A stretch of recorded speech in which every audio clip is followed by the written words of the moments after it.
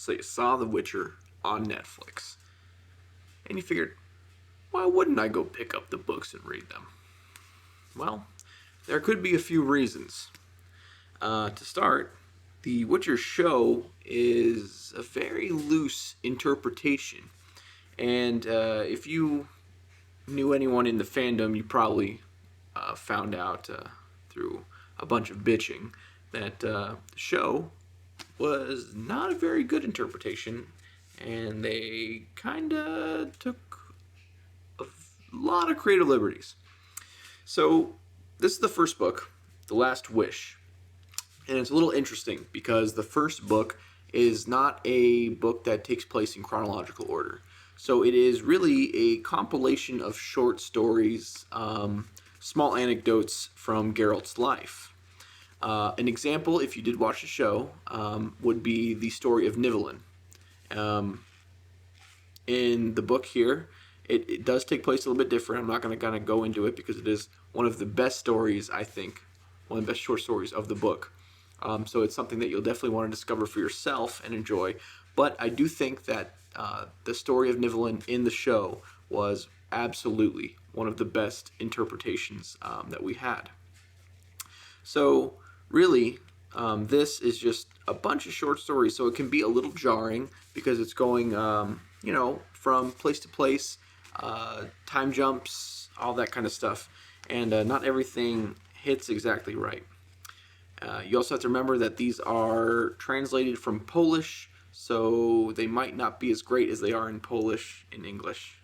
I do think the translation that Orbit did was pretty good. I never really felt that the prose was awful. The prose really isn't super great. Okay, I don't know how good it is in Polish, but you're really you're not writing home about this. This definitely isn't Patrick Rothfuss writing, okay? But the story gets told, and these situations are interesting, and Geralt is a fantastic character. Dandelion's a fantastic character. And really, I think the super strong point of The Witcher is, frankly, the world. And that is something that The Last Wish, which is what this review is primarily about, not the whole series, just this one, is good at.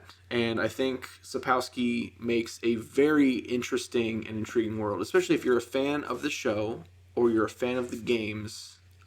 You'll be able to immerse yourself very easily within the world, and you're going to pick up a lot of things, and you're going to find a lot of references, and that kind of world building that's been done for you through other mediums is really going to come into play, and it's going to make it a lot easier to enjoy these books than if you were to just pick them up without having heard of them in any other way. Because frankly, I read these after The Witcher 2 came out. It wasn't actually in this format. This first one, I actually had to find a fan translation online. I think it was worse than this translation. To be frank, it was a while ago. I don't really remember that well. But anyway, you will definitely enjoy the world if you have the prior experience with either the show or the video games. I do think the games did a much better job of representing the Witcher's world than the show did, but frankly, there's going to be references to both in here, especially since the show definitely took some of these in Season 1, these stories. Not all of them, but some of them. And then in Season 2, the story with Nivellen comes from this book. Now, The Witcher, after The Last Wish, does introduce a chronological story that mainly focuses around Ciri and Geralt. So if you do like chronological stories, you can always skip this and continue on to the other ones, because this is kind of like the barrier to entry. I remember back in the day, I showed this to my dad, and he couldn't handle the fact that it wasn't a chronological story, and it was driving him nuts that it was just a bunch of short stories. Fast forward, the show comes out, he loves the show, he gives it another try, he pushes through this, ends up loving all the other books. So this is The Last Wish. Really the main strong points here is going to be world building, characterization. There's not a plot really, because it's just a bunch of short stories. It's just really not connected events, so there's an overarching plot. Once you get past this book, I'll do some more videos on the next ones for people who are interested. But really, if you're just interested in the world of The Witcher, this is a fantastic book. The short stories are interesting, and they do play on older myths and legends and things like that, especially Eastern European and Polish ones. So super fun stuff. You're gonna like it. I actually really like this book. I think The Last Wish is one of the stronger books, even considering the chronological ones.